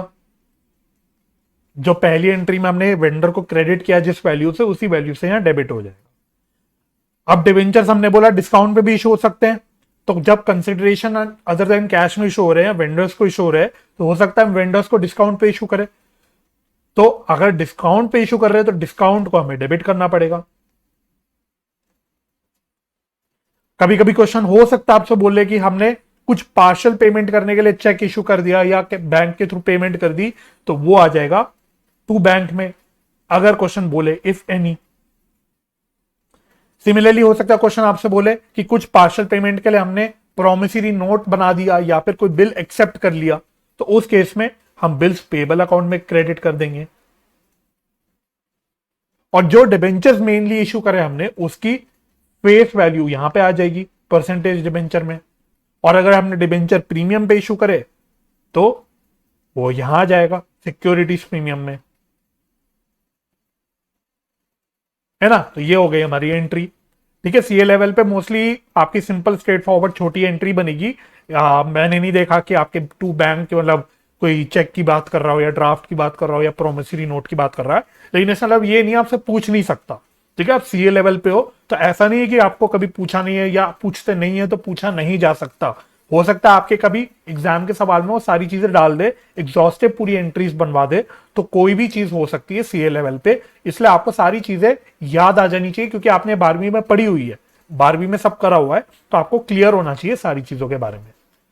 अच्छा, आपका काम खत्म नहीं हो जाता। अब बहुत सारे बच्चे क्या है कि भाई सीए में तो क्या है, हमारे पास कैलकुलेटर की सुविधा है, तो हम बस सारी चीजें कैलकुलेट कर देंगे अपना कैलकुलेटर पे और अपनी एंट्री खत्म कर देंगे।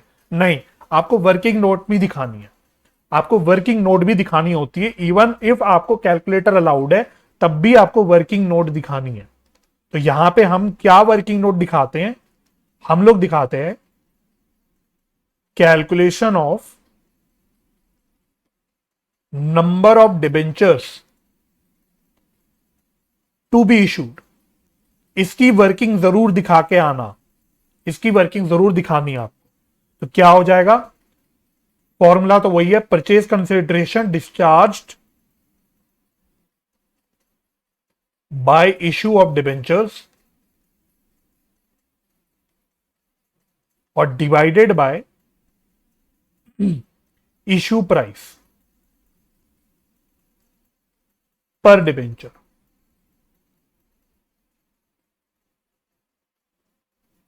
ठीक है, इशू प्राइस का मतलब समझते हो आप लोग? इशू प्राइस का क्या मतलब होता है? फेस वैल्यू प्लस प्रीमियम, अगर प्रीमियम पे इशू हुआ, या फिर फेस वैल्यू माइनस डिस्काउंट। ठीक है, पर शेयर, ध्यान रखना है, पर शेयर बोल रहा हूं, प्रीमियम पर शेयर, फेस वैल्यू पर शेयर, डिस्काउंट पर शेयर। बस इस प्रकार से हमें इशू प्राइस लेके अपनी नंबर ऑफ डिबेंचर्स की कैलकुलेशन दिखानी होती। दिस इज द कॉन्सेप्ट, बस इतना कॉन्सेप्ट है आपका। इस मतलब आपको जो कवर करना है, जो आपको पता होना चाहिए, वो पूरा 12वीं का कॉन्सेप्ट है। अगर आपने 12वीं में पढ़ा हुआ है, जो कि पढ़ाई आपने टर्म 1 में भी पढ़ा है, टर्म 2 में भी पढ़ा है, और अब आपने यहाँ पे शेयर्स के चैप्टर में भी सेम चीज पढ़ी, और अब दोबारा ये चीज पढ़ रहे हो, तो ये कॉन्सेप्ट ऐसा है कि अब आपके बिल्कुल दिमाग में ऐसा फिट हो जाना चाहिए कि आधी नींद में भी आप बोल दो कि भाई किस प्रकार से आपको क्या क्या एंट्रीज करनी होती है, क्या कैलकुलेशन करनी होती है। ठीक है, तो इस पर मैं आपको एक सवाल दिखा देता हूं जो आपके एग्जाम में आ चुका है। तो एक क्वेश्चन करते हैं एग्जाम का।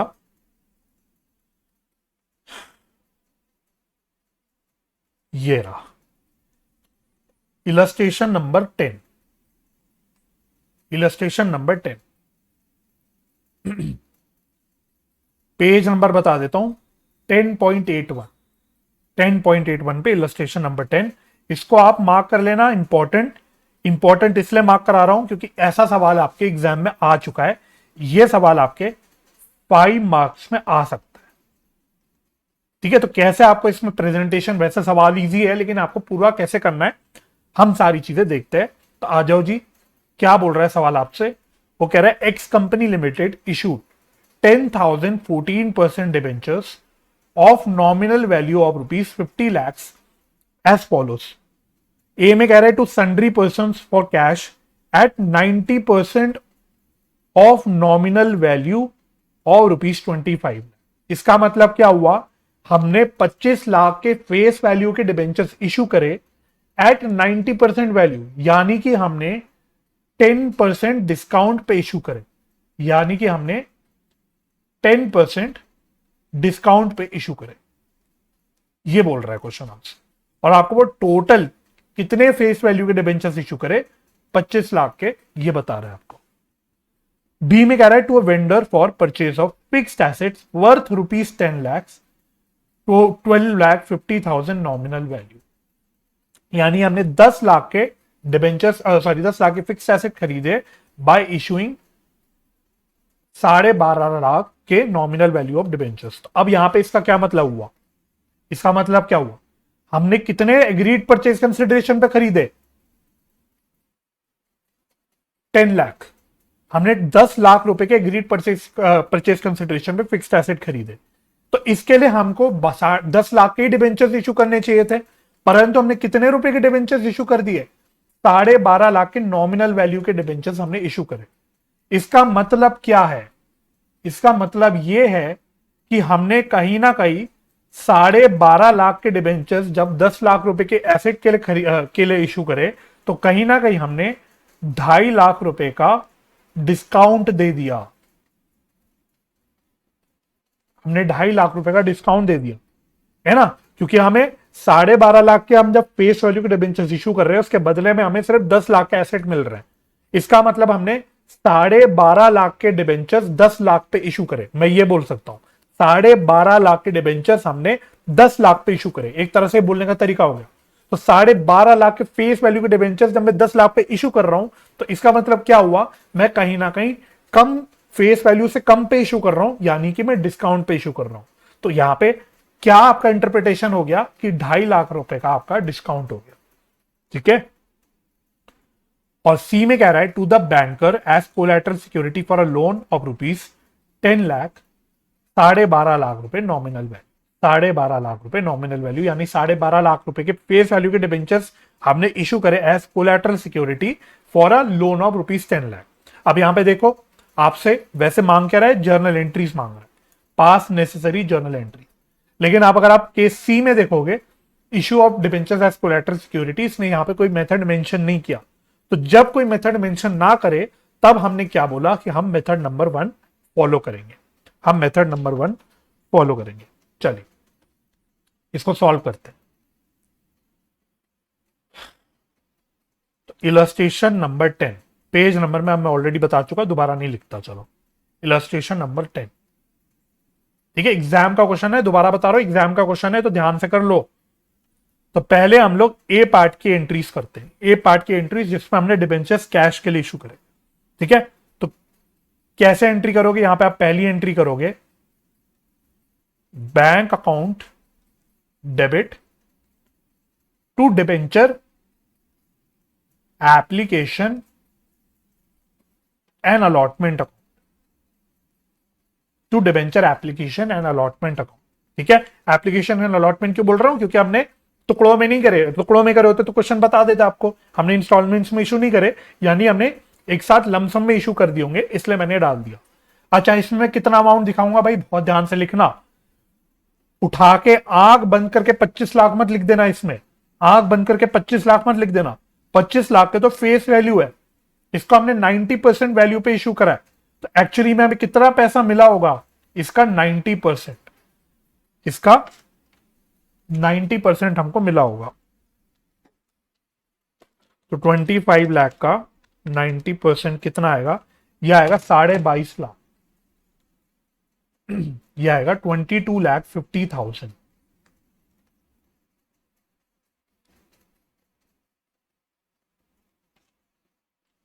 ठीक है, अभी एंट्री खत्म हुई क्या, नहीं एंट्री खत्म नहीं हुई, हमें इसको उठा के डिबेंचर अकाउंट में डालना है। तो हम क्या डालेंगे, entry debenture application and allotment account debit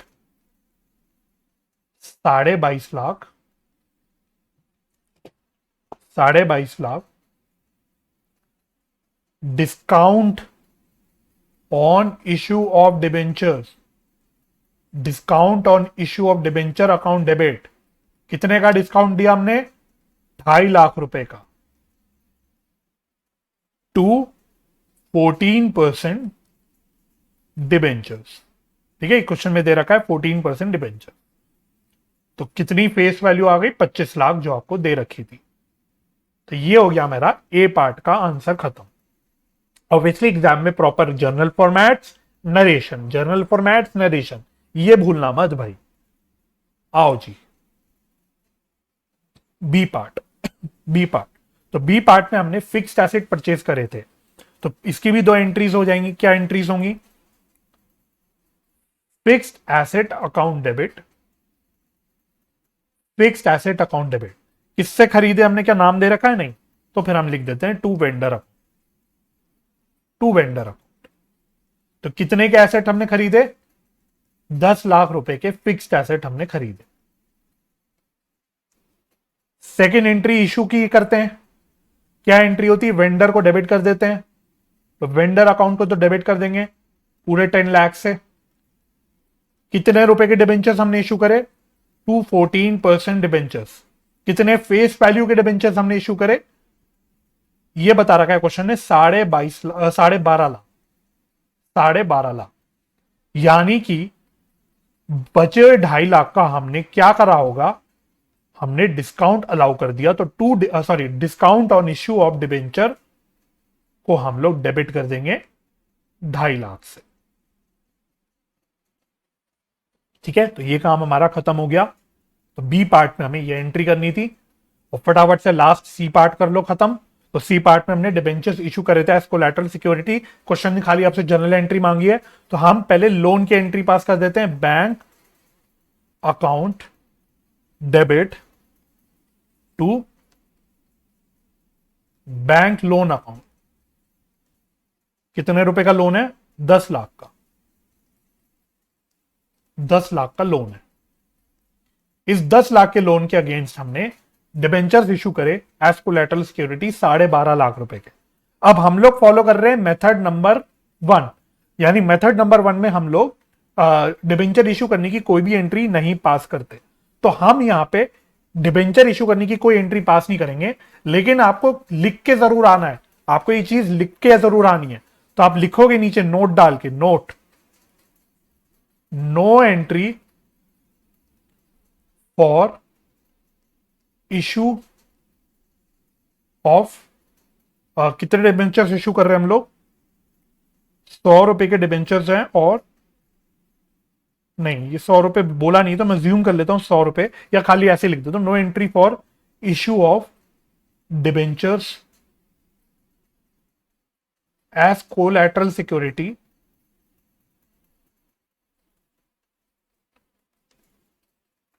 will be passed.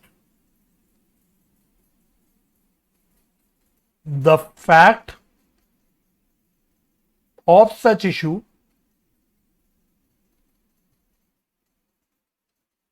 will be disclosed in the notes to accounts.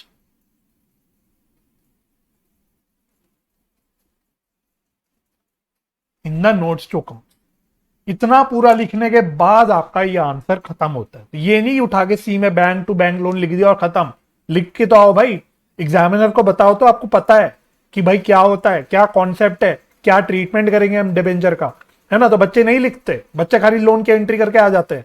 भाई लिखो आप।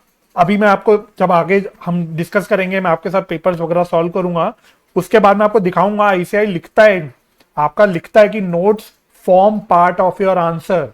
जो भी वर्किंग नोट्स हैं, जो भी नोट है, जो भी अजम्पशंस है, all these things are part of your answer, है ना। तो सारी चीजें आपको लिख के आनी, एग्जाम में प्रॉपरली प्रेजेंट करना है। एग्जामिनर में ऐसे ही आपको अच्छा इंप्रेशन डालने मिलेगा। मैं आपको बता देता हूं, मैं अब लेक्चर हमारा खत्म हो गया वैसे, बस मैं एंड कर रहा हूं, तो मैं आपको ये चीज बता देना चाहता हूं। सीए प्रोफेशनल लेवल के जो एग्जाम होते हैं, सीए के मैं बात कर रहा हूं, चलो सीए के जो एग्जाम होते हैं, इसमें कोई भी आउटराइटली मार्किंग स्कीम नहीं दी जाती। आप देख लेना आईसीआई की वेबसाइट में पुराने पेपर के आंसर्स देख लेना, कहीं पे भी मार्किंग स्कीम आपको नहीं दिखेगी। सीबीएसई के जो सैंपल पेपर होते थे या फिर पास पेपर होते थे, उसमें वो मार्किंग स्कीम प्रॉपरली मिलती थी कि कौन सा आंसर है, इसमें इतना पार्ट अगर बच्चे ने दिखा दिया तो कितने नंबर देने हैं, इतना पार्ट दिखा दिया कितने नंबर देने, एंड सो ऑन। परंतु सीए में आपको कोई भी ऐसी मार्किंग स्कीम नहीं मिलेगी, है ना। तो सीए में एग्जामिनर के ऊपर है, एग्जामिनर पे जितना अच्छा इंप्रेशन आप डाल दोगे उतने ज्यादा नंबर आपको उठा के दे देगा। तो इस बात का आपको ध्यान रखना है। तो प्रॉपर आंसर लिखना है हमको, and over the course of my lectures मैं आपको ये सारी चीजों की ये टिप्पणियां देता रहूंगा टाइम टू टाइम, ताकि मतलब मेरा ये पर्पस है कि मैं आपको आदत लगा दूं कि प्रॉपरली आप एग्जाम में प्रेजेंटेशन करो। ठीक है, बस। अच्छा, इसके अलावा क्या आपको कुछ होमवर्क दिया जाए? क्या आपको कुछ होमवर्क दिया जाए? तो कभी कभी बच्चे बोलते हैं सर होमवर्क दिया करो।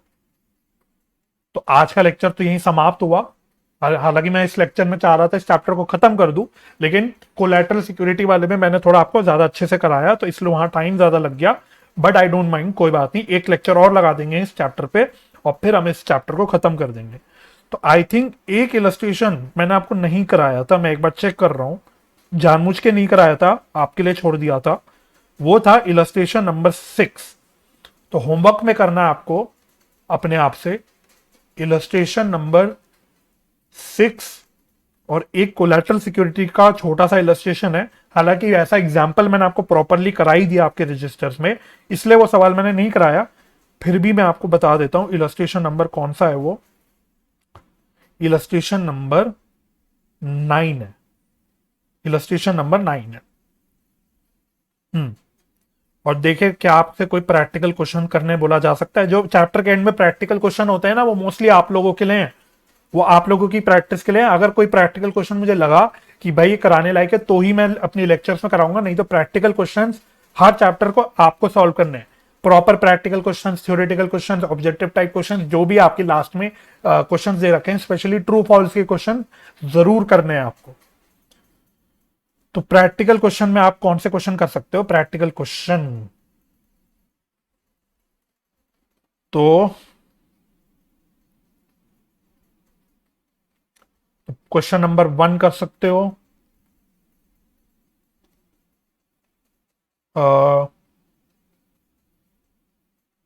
2 भी कर सकते हो,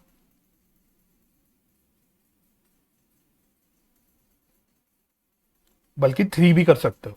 तो 4 ही प्रैक्टिकल क्वेश्चन है, 1 2 3। फोर्थ वाला भी नहीं करना, बल्कि फोर्थ वाला हो सकता है मैं ही करा दूं, तो वो नहीं करना, लेकिन इतना आपको जरूर करना है। तो ये आपका होमवर्क हो गया आज का, ठीक है। नेक्स्ट लेक्चर में हम लोग या मैं इस चैप्टर को खत्म कर दूंगा। तो आई होप आपने लेक्चर एंड तक देखा होगा। अगर आपने मुझे मतलब अगर आपको ये लेक्चर हेल्पफुल लगा है तो इसको लाइक और शेयर जरूर कीजिएगा, और चैनल को सब्सक्राइब भी कर दीजिएगा। अगर फ्यूचर लेक्चर की नोटिफिकेशन चाहते हैं तो इसके बेल आइकन भी प्रेस कर दीजिएगा। तो मुझे अपना समय देने के लिए बहुत बहुत धन्यवाद। अपना ख्याल रखिए, परिवार का ख्याल रखिए, हंसी खुशी रहिए, एक दूसरे की मदद करते रहिए, और पॉजिटिव माइंडसेट से पढ़ाई करते रहिए। मैं आपसे मिलूंगा नेक्स्ट लेक्चर में। तब तक के लिए bye bye and take care.